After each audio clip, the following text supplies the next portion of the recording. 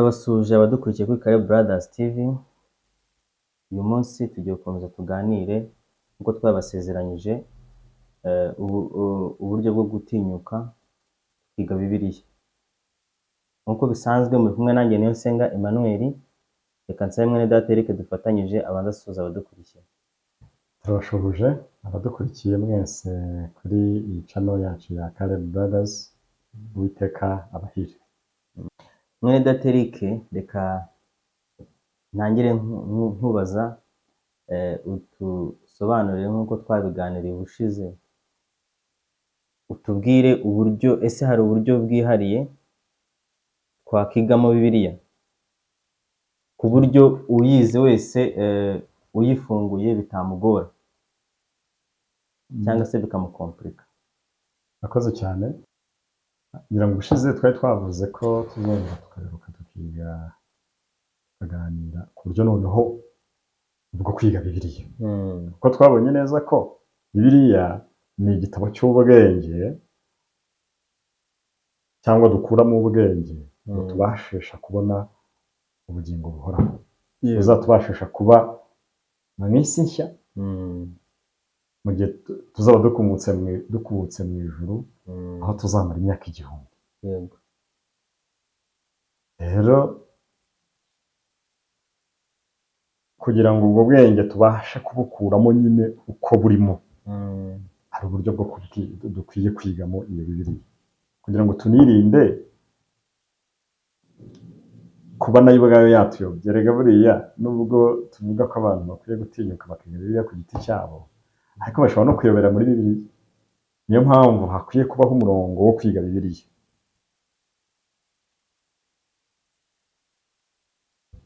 Wambaza uti rero cyangwa nk'uko waramuje uti hari uburyo bwo kwiga Bibiliya. Uburyo bwo kwiga Bibiliya ni uburyo bugira aho buhurira no muri no kwiga ibindi bitabo bihuye byaba birimo ingingo nyinshi zitandukanye bibaye bihari. Na Bibiliya ni uko. Bibiliya ni igitabo cy'ubuhanga. Ni igitabo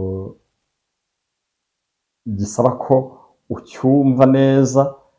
Kera twiga kera nkiri umunyeshuri muri primaire, hari icyo twajyaga twita kumva umwandiko. Bakaguha umwandiko hariya, sibyo? No muri secondaire byabagaho, cyangwa muri biracyabaho. No muri primaire biracyabaho. Biracyariho. Kumva umwandiko. Bakakwandikira umwandiko hariya, warangiza ukawusoma, none bakakubazamo ibibazo, ukagenda nawe ubisubiza uko wagiye ubisomamo. Cyangwa se bakakubwira bati dukorera incamake y'uyu mwandiko wasomye hano. Yego. Na Bibiliya rero iyo turi kuyiga tuba dukwiye nyine kwicara tugatuza tugasobanukirwa neza n'ibyo iri kuvuga. Rero hari ingingo 5 yego ugomba kwitaho igihe ugiye kwiga Bibiliya. Ingingo 5. Ingingo 5. Twabonye mbere ko zijyaho, twabonye ko Bibiliya igizwe n'ibitabo byinshi bitandukanye.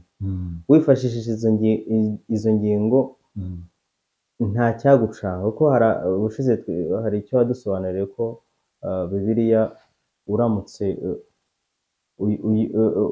hari abavuga ko hari ibitabo bivuguruzanya. Wifashishije izo ngingo ubushize watubwiye ko byuzuzanya, ahubwo wabyumva neza ku buryo bitandukanye cyane. Wabyumva, niyo mpamvu nyine uyu munsi tugira ngo tuziganireho. Yego. Ingingo ya mbere, iyo ugiye kwiga Bibiliya ugomba gusenga. Gusenga Imana icyo bimaze, bifata ibitekerezo byacu bikabikura mu byo twari turimo bikatwegereza Imana. Ntabwo buryo gusenga bimanura Imana, ahubwo gusenga twebwe bitwegereza Imana. Bikumva? Yego. Rero muri uko gusenga hari ikintu dusaba Imana gikomeye cyane: Umwuka Wera. Kuko Umwuka Wera wahawe inshingano yo kutuyobora mu kuri kose. Muri Yohana 16 umurongo wa 13 haravuga ngo uwo mwuka w'ukuri naza azabayobora mu kuri kose. Uwo mwuka wera naza azabayobora mu ki? Mu kuri kose. Ukuri kuvugwa ni ukuhe? Yohana 17:17 aravuga ngo ubereshe ukuri, ijambo ryawe ni ry'ukuri. Mu yandi magambo umwuka wera araza akatuyobora mu ijambo ry'Imana. Kandi kugira ngo abashe kutuyobora nuko tuba tujya kwiga Bibiliya dufite umwuka wo kwicisha bugufi mu ntekerezo zacu. Muri make ibitekerezo byacu byiteguye kwakira ibyo buri buze kugusanga mu ijambo ry'Imana. Nibyo bimwe nakubwira ngo bashize ko igihe tugiye kwiga Bibiliya dukwiye kwirinda kujyanamo ibitekerezo dusangamo, ahubwo dukwiye kujya muri Bibiliya dufite umugambi wo gusobanukirwa no kwakira ukuri gushyashya dushobora gukuramo. Niyo mpamvu dukeneye kugira ngo twitabaze noneho wa mufasha Imana yaduteganyirije witwa umwuka wera, kandi ibyo tugomba kubikora igihe tugiye kujya gufungura Bibiliya. Yego. Ndetse muri make ikintu cya mbere dukwiye gukora igihe tugiye kwiga Bibiliya ni uko dukwiriye gusenga tugasaba Imana kugira ngo yo itwoherereze umwigisha uri buze gutuma turushaho gusobanukirwa ibyanditswe byera. Icyo ni cyo kintu cya mbere cy'ingenzi. Yego, niba numvise neza ikintu cya mbere cy'ingenzi impamvu tugomba gusenga ni ukugira ngo duhindure ibitekerezo twari turimo cyane, turebe kuri Bibiliya. Icyo ni icya mbere. Icya kabiri, kugira ngo umwuka wera adufashe gusobanukirwa. Yego. bijyanirana no kwicisha bugufi, kuko urumva gusenga bisabye bigaragaje ko wicisha bugufi. Yego. Buri gihe dutara gusenga kuko tuba twumva ko hari amakene dufite. Yego. Hari ibyo tubura. Burya rero tayari uba watangiye kwicisha bugufi muri wowe. Kandi muri Zaburi 25:8 havuga yuko abantu bicisha bugufi burya Imana izabayobora mu kuri. Reka tubasa n'ubwo ukuntu havuga. Zaburi 25:8 haravuga ngo Uwiteka ni mwiza aratunganye, nicyo gituma azigisha abanyabyaha inzira. 9 abicisha bugufi azabayobora mu byo gukiranuka. Ndikumva abicisha bugufi azabigisha inzira ye. Mu yandi magambo dukwiye kwicisha bugufi mu ntekerezo zacu tugasaba Imana ikadusobanurira, ikabasha kuduha ubusobanuro burenze kubwo twebwe dushobora kwibonera mu ijambo ry'Imana. Yego. Ndikumva icyo ni icya mbere. Ingingo ya kabiri. Ingingo ya kabiri rero, iyo usomye icyanditswe, yego, umurongo runaka cyangwa igice runaka cyangwa inkuru runaka ukayisoma muri Bibiliya, ikintu cya mbere ugomba kwihutira kureba ni ukureba icyerekezo uwo murongo cyangwa iyo nkuru iganishaho. Gute? Mu Cyongereza twabyita nka context. Ugomba kumenya ngo iyi nkuru ndi gusoma yaganisha he, ikihe cyerekezo iri kuganishamo ni iki. Uranaliza, urasesengura. Urasesengura. Hari muri iyo ngingo ya kabiri hari utuntu tune ugomba kwitaho. Icya mbere ugomba kubanza ugomba kureba uti iki kintu nsomye, cyanditswe nsomye ngikuye kiri mu kihe gice cya Bibiliya, muri he sezerano, niba ari isezerano rya kera cyangwa niba ari isezerano rishya. Ndikumva wamara kumenya isezerano birimo ukareba uti ndi kubikura mu kihe gitabo noneho. Kuko tuvuge niba ari ibyo usomye mu isezerano rya rishya, kandi dufata mu isezerano rishya, inkuru wasomye muri Matayo, uburyo bizagusaba kuyumva bitandukanye n'inkuru wasomye mu nzandiko za Pawulo. Niba Pawulo yandikiraga Abakorinto arimo avuga ku kibazo runaka cyari gihari, bitandukanye na Yesu noneho uhagaze imbere y'abantu arimo abasobanurira ibibazo runaka bamubajije. Niyo mpamvu ugomba kumenya ngo ibintu musomye ngisomye mu kihe gitabo, iki gitabo giherereye muri he sezerano, biri kumvikana. yego Icyo ni ikintu cy'ingenzi. Ikindi ugomba no kuzirikana, ugomba kujya wibuka neza ko igihe ugiye kwiga ijambo ry'Imana, ibintu byose bigomba kuza kurangira bifite umurongo umwe, ku buryo utari buze gusobanura ikintu wirengagije yuko n'isezerano rya kera rihari. Mu yandi magambo ugomba kuzirikana ko isezerano rya kera n'irishya rihari, utari buze gusobanura ikintu ngo ucyumve mu gihe cy'isezerano rya kera rishya, ngo nuza kubishyira mu gihe cy'isezerano rya kera wumve bitaye umurongo. Ugomba kuzirikana ko Bibiliya ni igitabo kimwe, nubwo gifite amasezerano abiri, ariko ni igitabo kimwe. Niyo mpamvu n'igihe usomye icyanditswe runaka uba ugomba kurangiza ugikuyemo ubusobanuro bujyanye na Bibiliya yose. Aha biri kumvikana. Turi kuri ya ngingo yo kumenya ngo iki cyanditswe giherereye. ndiko ubwo nk'umuntu rero tuvuga nk'urugero, nk'umuntu ugiye kubumbura Bibiliya ye bwa mbere, ibi bintu ari kubyumva neza. Mbega aha tuvuge niba bumbuye muri Matayo, ibyo asomye abyanarize, mbega arabisesengura ate? Gerageza, ndagira ngo ubwo ndikumva inkuru asomye muri Matayo. Reka dufate yenda inkuru imwe, yego, kugira ngo wenda wa mugani wawe bize kuza kumvikana ibyo ndi kuvuga, kuko turi kugira ngo dutinyuke. Bibiliya ntituyifate nka cya gitabo twahariye abayobozi, abapasiteri, abantu basomye. Ndabizi nawe warasomye. Noneho ndagerageza ufashe nk'umuntu ugiye kwifata bwa mbere. Reka dufate umuntu afashe Bibiliya, yenda ageze gutya kera ukuntu twajyaga dutya, ukavuga uti ngiye gufungura pari hazari kubw'amahirwe aho ndi buze kubumbura.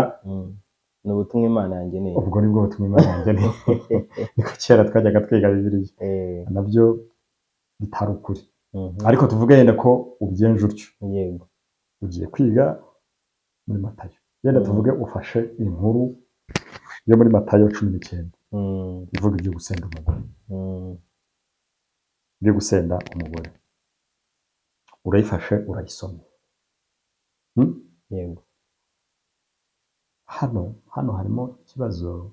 Hari abantu bajya gusoma bafata ngo inkuru bayisome yose, bagasoma umurongo umwe. ahantu hitse cyane, bari kumva. Yenda tuvuge ko njyewe ngiye gufata Matayo 19 umurongo 8. bari kumva. Umurongo wa 8 haravuga ngo, arabasubiza ati, Mose yabemereye gusenda abagore banyu kuko imitima yanyu inangiye, ariko uhereye mbere hose ntibyari bimeze bityo. Urumva nk'uyu murongo usomye, nk'umurongo wa 8 usomye gutya, umva ntabwo byumvikana. Urumva nyine usomye umurongo umwe. Hari abantu bagira gutya, agasoma umurongo umwe yarangiza agahita awihera ubusobanuro bw'ashaka. Ntabwo ari byo. uko niko gusesengura ngira ngo abantu bataza icya mbere. Noneho dufata uyu murongo wacu. Umurongo wacu nitujya kuwusesengura, ikintu cya mbere tuzakora, tuzabanza twibaze tuti, uyu murongo wacu uri mu kihe gitabo? Igitabo cya mbere cya Matayo. Iki gitabo cya Matayo giherereye muri he sezerano? Isezerano rishya. Noneho rero iyi nkuru, uyu murongo, kugira ngo tuze kubanza kumva neza, biradusaba yuko dufata noneho umurongo wose, nako inkuru yose tukayisoma.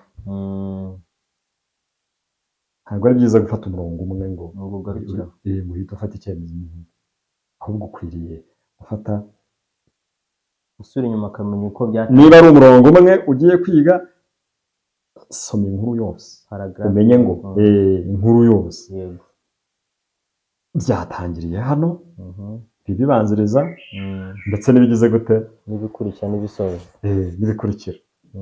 Urumva ahangaha urimo urashakisha uburyo uri buze kumva ya nkuru yawe, uburyo uri buze gusobanukirwa ya nkuru yawe. Icya mbere rero ni ukumenya ngo icyanditswe giherereye he, ukumva icyo bita scripture context. Hari ikindi rero, igihe urimo wiga inkuru ukaba wamaze kumenya aho iherereye, hari ikindi kintu cya kabiri ugomba kwitaho. Ugomba kubanza ukamenya ngo iki cyanditswe ndi gusoma ni bwoko ki, kuko Bibiliya irimo ibyanditswe by'ubwoko bwinshi, icyo wakwita nka literary context. Irimo ibyanditswe by'ubwoko bwinshi. Icya mbere harimo ibivuga amateka, ukumva ibivuga amateka, yego, harimo ibivuga inkuru isanzwe yabazwe n'umuntu, icyo twakwita imbarankuru, sibyo? Yego. Muri Bibiliya harimo imigani, ukumva harimo igitabo cy'imigani. Muri Bibiliya harimo imivugo, igitabo cya Zaburi, sibyo? Buriya kibarwa mu mivugo. Buriya n'amaganya ya Yeremiya ushatse wayashyira, cyangwa indirimbo za Salomo wazishyira mu mivugo. Mu mivugo n'ibisigo, urakoze cyane. Muri Bibiliya habamo ubuhanuzi. Ugomba kumenya uti iki gitabo ndimo nsoma hano kirimo ubuhe buhanuzi, nako nubwo iki gitabo ndimo nsoma hano ni bwoko ki? Igitabo cy'ubuhanuzi, ni igitabo cy'amateka asanzwe, ni igitabo kirimo kibara inkuru z'umuntu runaka, ni igitabo kirimo kivuga ibisigo, ni igitabo kirimo kivuga ubuhanuzi, ni igitabo kirimo imigani. Kuko buriya imigani nubwo twari turi kubivuga, hari imigani ibarwa nk'ibisigo nk'iriya yo muri mu gitabo cy'imigani, ariko hari n'imigani Yesu yagiye yigisha inyigisho z'imigani, uri kumva? Agafata nk'inkuru runaka akayikoramo akayivugamo umugani, akabacira umugani w'umubibyi, akabacira umugani w'abakobwa batanu b'abapfu n'abanyabwenge, abacira imigani itandukanye. Urumva ibyo byose ugomba kubimenya. Urumva ko Bibiliya ni igitabo nyine ugomba kwiga, ntabwo ari ibintu ugomba kuza ngo uhite wijugunyamo gutyo ngo ugiye kubyiga ngo uhite ubyumva. Oya.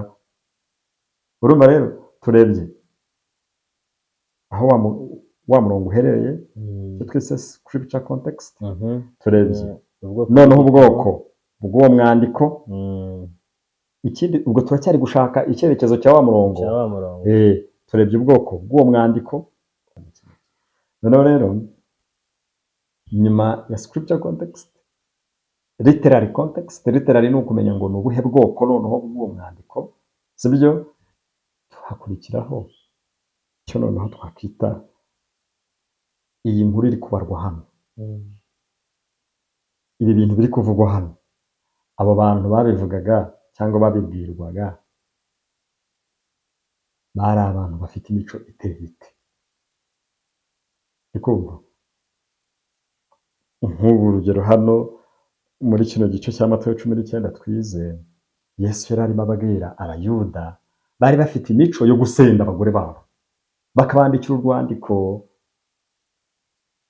bakabasenda. Urumva ugomba guhita kumenya uti burya Yesu yababwiye gutya, nubwo nabo babyigaragaje mu mwandiko, ariko nabo niko bari nyine ni mu muco wabo bari basangamo. Hano Yesu abasobanurira uburyo burya nubwo Mose yabibemereye, ariko ni ukubera ko bari barinangiye.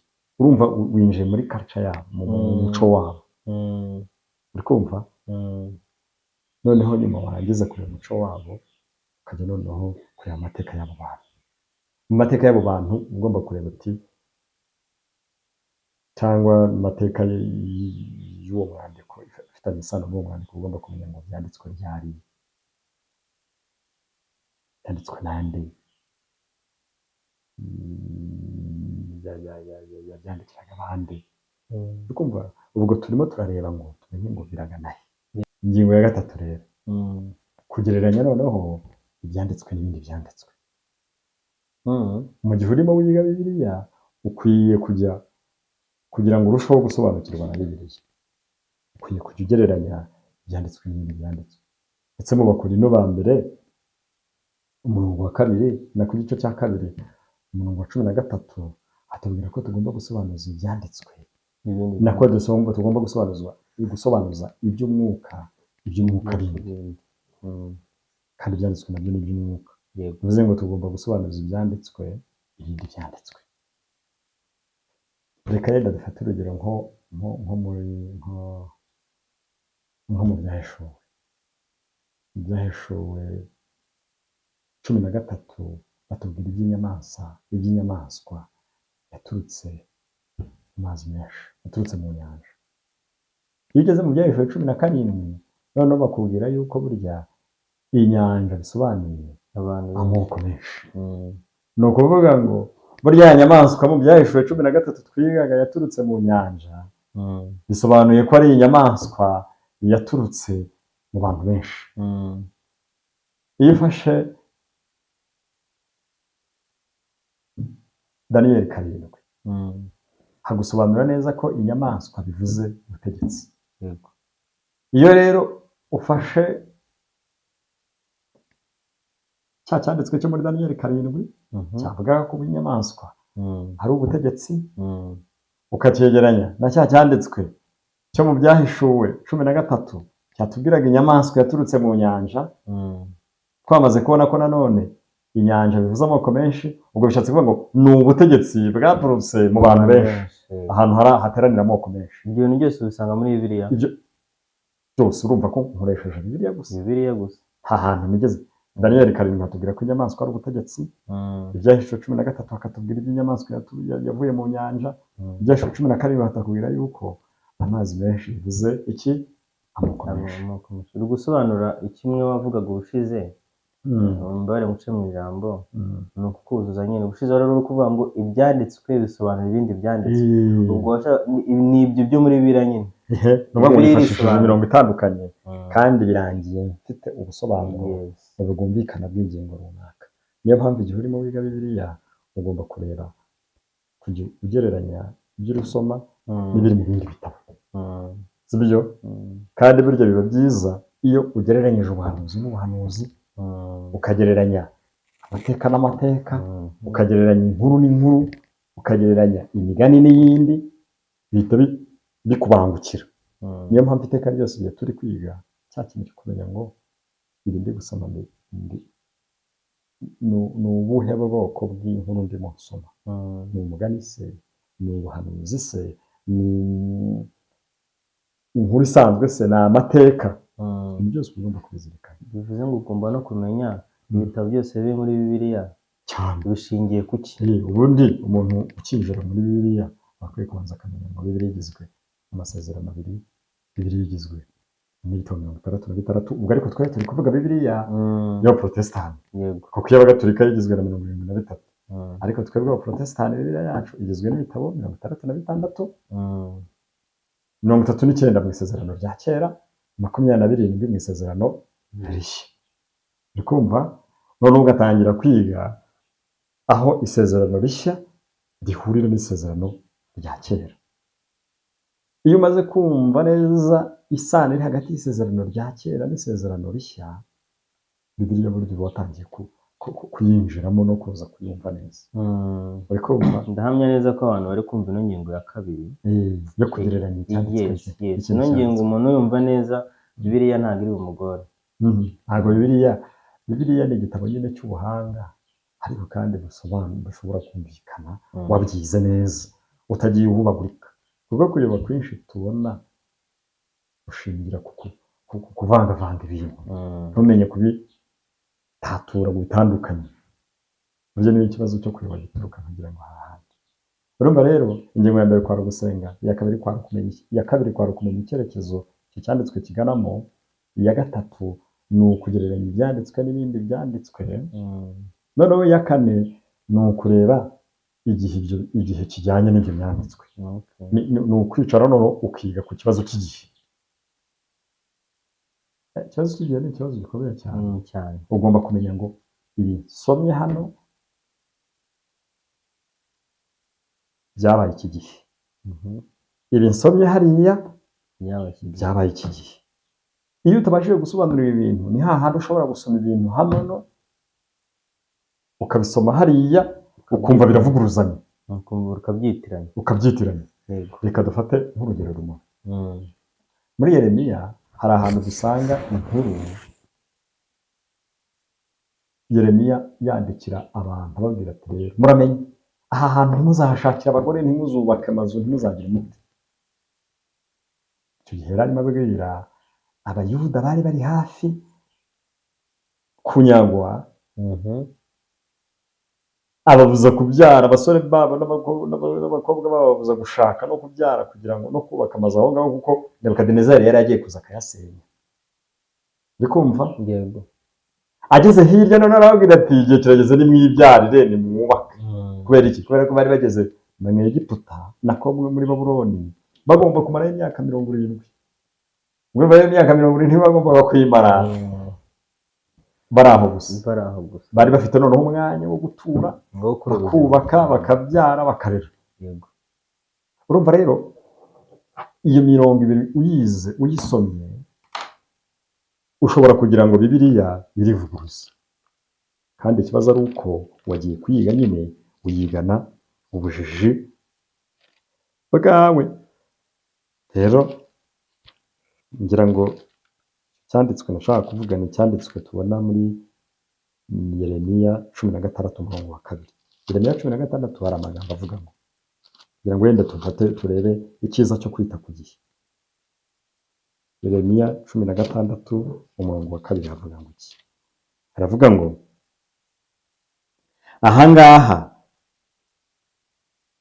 muri Yeremiya wari usomye ati ijambo ry'Uwiteka ryanjeho riti ahangaha ntuzahashakira umugore kandi ntuzahabyarira abahungu n'abakobwa, kuko Uwiteka ariko avuga ku bahungu no ku bakobwa bahavukiye no kuri ba nyina babyaye no kuri ba se bababyariye muri iki gihugu ati bazapfa urupfu n'agashinyaguro, ntibazaririrwa kandi ntibazahamaga, bazarambarara hasi nk'amase kandi bazarimbuzwa inkota n'inzara, n'intumbi zabo zizaba inyama z'ibisiga byo mu kirere n'inyamaswa zo mu ishyamba.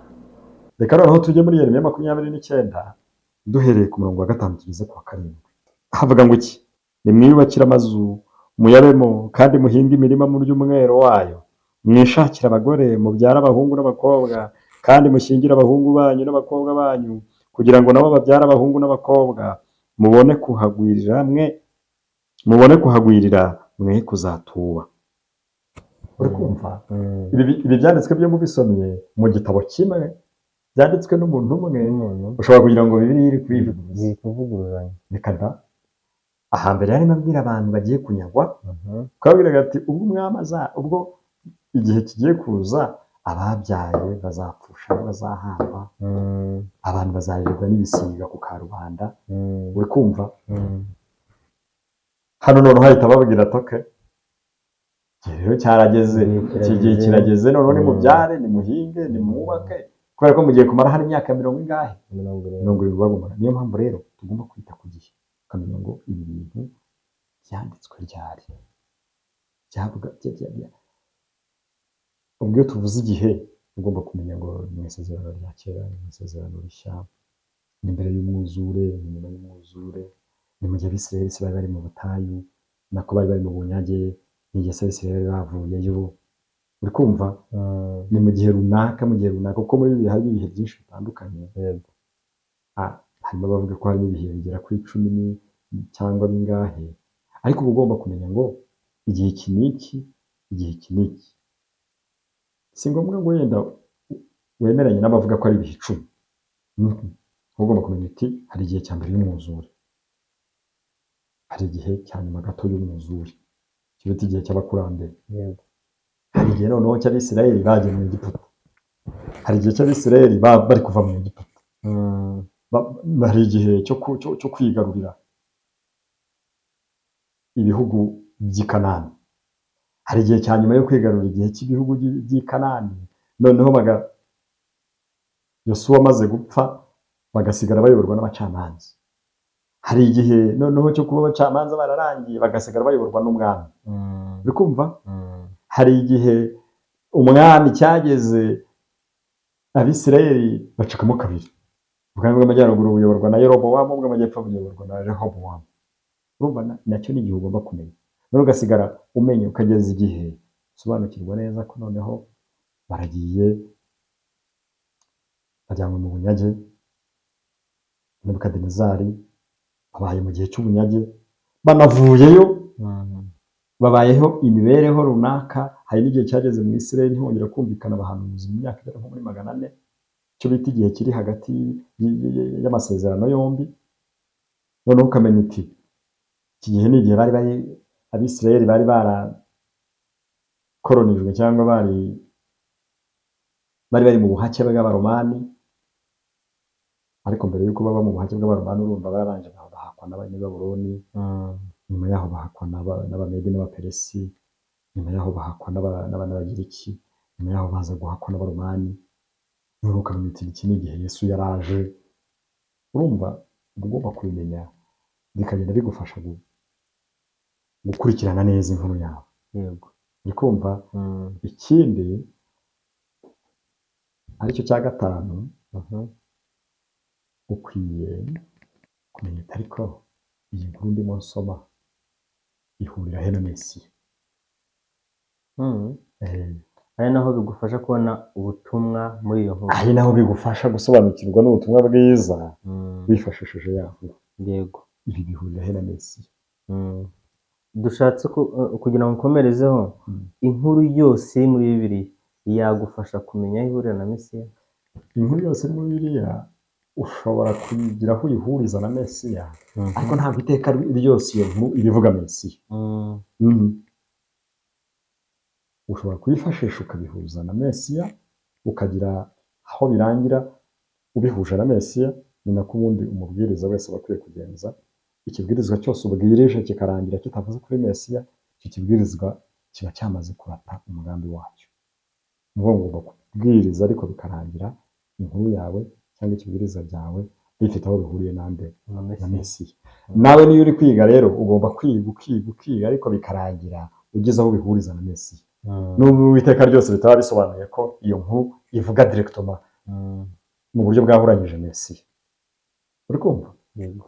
Izo ngingo ukoresha hano wazitayeho wabasha ukayisobanukirwa. Iya mbere ni ugusenga, iya kabiri ni ukureba icyerekezo iyo nkuru inganamo, iya gatatu ni ukugereranya ibyanditswe n'ibindi byanditswe, iya kane ni ukwita ku gihe ibyo bintu byabereye, ukita ku tuntu dutandukanye kugira ngo utibeshya yuko Bibiliya ivuguruzanya ari n'abantu benshi bibeshereza. Iya gatanu ni ukureba ahantu ibyo bintu usomeye byaba bihurira na Mesiya. Ibyo bintu bisomye neza wabasha kumva Bibiliya ukanakuramo icyo ishaka kutubwira. Ufate nk'urugero wa muntu uri ubumbuye icyanditswe runaka avuze ya myumvire twabanje kwanga ngo ubu nibwo uno murongo n'Imana yangeneye. Uwo murongo aramutse wize neza yakumva icyo ugamije na message irimo cyane. Umurongo ubundi nagira inama abadukurikiye nabagira inama. Ntabwo ari byiza kujya kwiga Bibiliya ngo yigumanguma. Reka nk'uko twabonye ku ngingo ya 3 gusobanura ibyanditswe ikindi cyanditswe. Ukwiriye kugira inkuru runaka ugiye kwiga cyangwa ihame runaka ugiye kwiga, ukagenda ugereranya imirongo n'iyindi, cyangwa se wa murongo umwe ntuba ari wo wonyine ufata. Yego. Ntabwo ubundi ukwiye kuwufata wonyine. Niba usomye umurongo ukwiye gusoma ibiwubanziriza n'ibikurikiye, nibwo wumva sanse wa murongo urimo uganamo. Yego. Iyo bitabaye bityo ni hahandi ufata ibintu ukabitwara uko ushaka kubitwara. Kandi hari ikosa dukwiye kwirinda, baba biga Bibiliya baba n'abigisha Bibiliya. Ntabwo dukwiye kuvugisha Bibiliya ibyo itavuga. Dukwiye kwiga ibyo Bibiliya iri kuvuga akaba ari byo natwe tumenya tukanigisha.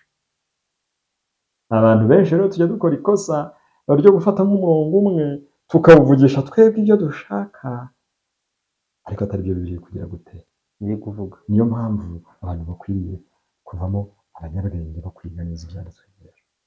Uko kwiga Bibiliya nk'uko ujya mu ishuri bakakwigisha gusoma igitabo runaka kandi ukagira umurongo wo kubyigamo, na bibiliya nayo ikwiye kugira umurongo abantu bagomba kwigamo, kandi umurongo wa mbere twemeranya twese ni uko dukeneye imbaraga y'umwuka wera, imbaraga ituruka ku mwuka wera kugira ngo ibashe kudusobanurira neza.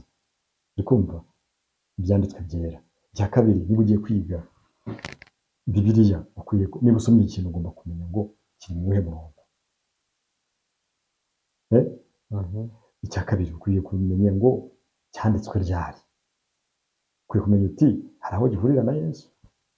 Ukwiye kwibaza uti iki kintu ndimo nsoma gihuriye he n'ibindi byo mu byanditswe byera, ukagereranya n'ibi. Yego. Aha ngaha biranafasha umuntu uri kudukurikira noneho arabasha tuvuge niba agiye gusoma umurongo bwa mbere, wenda biraza kumugora kumenya ikindi cyanditswe bihura. Noneho aha ngaha biraza koroha, icyo niho tuza kwifashisha wenda bababwiriza ubutumwa agufashe uyu murongo n'uyu wundi twawuhuza, kugira ngo nawe uze kubasha, kugira ngo nawe bigiremo uruhare kugira ngo usobanukirwe. Na Bibiliya yacu yera tugira amahirwe. Bibiliya yera tugira amahirwe, iyo usomye harya hepfo usanga baguha nk'umurongo, urugero nka hano muri Yeremiya 28 umurongo wa mbere bagahita baguha ahandi ushobora gusanga inkuru nk'iyo mu Bami ba kabiri ibice 24 kuva ku murongo wa 18 kugeza ku murongo wa 20. Urumva ubwo ni uburyo bwiza bwo kwiga Bibiliya ukayumva. Imana rero idufasha. Ntacyo Bibiliya itakoze. Ntacyo Imana itakoze igihe yaduhaga Bibiliya, kandi yagiye ikoresha n'abantu batandukanye kugira ngo babashe kwishyira mu ndimi tubasha kumva. Uri kumva inabafasha no kugira ngo bagende bahuzahuza imirongo. Urumva twebwe abantu babayeho muri kino gihe dufite akazi gake ugereranyije n'abatubanjirije. Dukwiye rero gufata umwanya tukiga Bibiliya nk'abanyabwenge. Ntabwo Bibiliya ikwiye kwigwa mu buryo bw'ubujiji. Kandi iyo tuvuze abanyabwenge ntituvuze abize amashuri menshi. Umuntu wese ubasha kugira amahirwe yo gusoma Bibiliya ashobora kwicara ibyo bintu akabyitaho.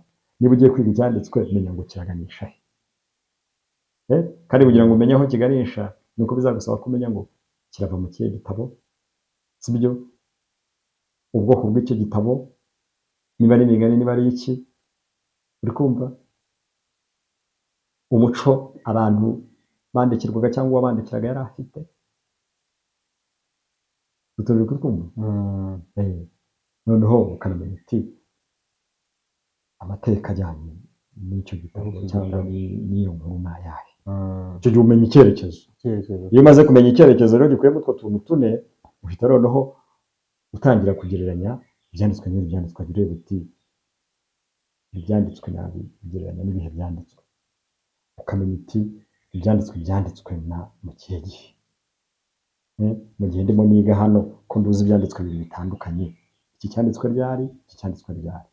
Ese iki cyaba kivuguruza iki? Urumva urwo rugero rwiza rwo kugereranya no kwita ku gihe cy'ibintu.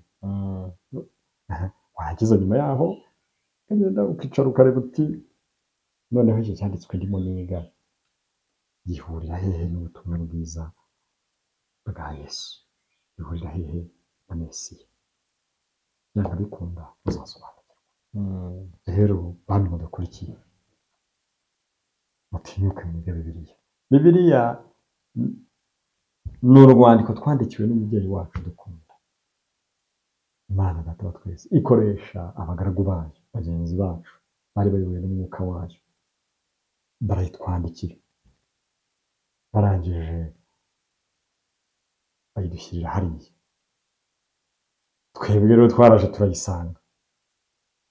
Dukwiye gufata umwanya tukayiga, niba twemera ko ari igitabo cy'Imana, ari igitabo Imana yandikiye abantu, ikoresheje abantu bagenzi babo bari bayobowe n'umwuka w'Imana. Kandi igihe turi kuyiga dukwiye kuyiga nk'abantu bazi ubwenge. Ntabwo dukwiye kuyiga nk'abantu baratekereza. Ntabwo dukwiye kuyiga nk'abantu b'injiji.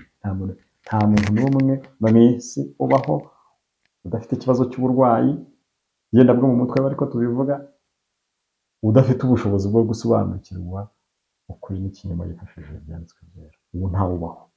Rero Imana idufashe kugira ngo dukoreshe ubushobozi Imana yaduhaye bwo kumenya gutandukanya ukuri n'ikinyoma. Ibyo bizaturinda kuyoboka inyigisho z'ibinyoma zimwe zidutera gukora ibyaha, kandi ibyaha ingaruka zabyo ni urupfu. Kandi ntisinibwira ko hari umuntu n'umwe wifuza gukora by'iteka ryose. Twese twifuza kuzabaho by'iteka ryose, kugira ngo bishoboke ko tubanza tugasobanukirwa n'ukuri, twarangiza kwa kuri tukakumvira. Kandi nta bundi buryo dushobora gusobanukirwa n'ukuri tutabanje kwicara ngo twige Bibiliya. Imana idufashe turushaho gusobanukirwa n'ibyanditswe byera. Mu izina ry'Umwami Yesu mbasabira ngo Imana iduhere hamwe. Mu izina ry'Umwami Yesu. Amen. Amen. Ndashishikariza abantu rero abadukurikiye batange komanteri, ibitekerezo n'ibibazo. Ubutaha tuzabireba, tuzajya tubasubiza. Umuntu akore share na subscribe, ubundi ikiganiro cyacu nakagaruka. Murakoze cyane.